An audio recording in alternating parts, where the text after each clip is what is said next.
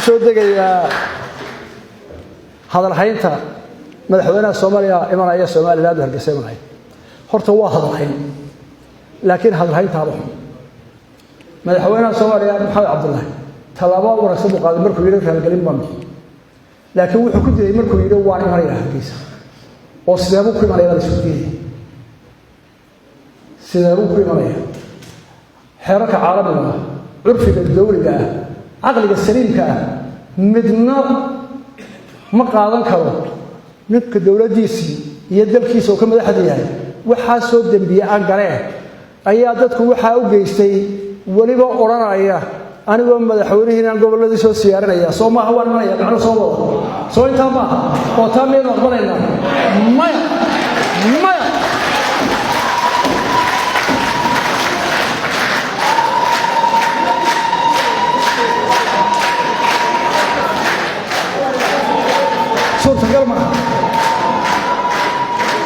ما يلينو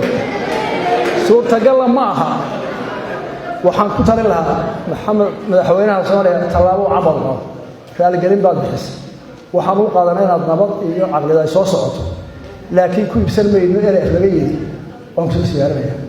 تاسو واحد على الإنسان عرو هرنا هي أولاد هرنا هي عداوة لنا وبحنا وبرنا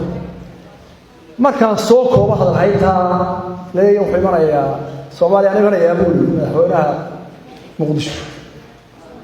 anu wax kale oo gargar maaye aan ku cabirey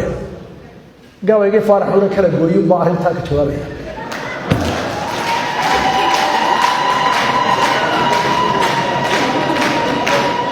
faarax wuxuu yiri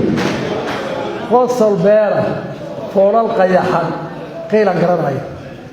boorana fi laga qafiyay qabarno hoosiyay تقوم بها كي لغو قتلي قور فصولي جاني ما نيجا بدي الله يقرشاه الله يقرر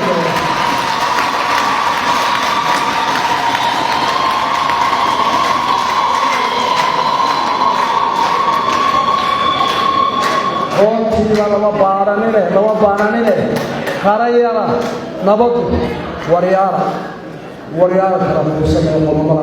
والسلام عليكم ورحمة الله وبركاته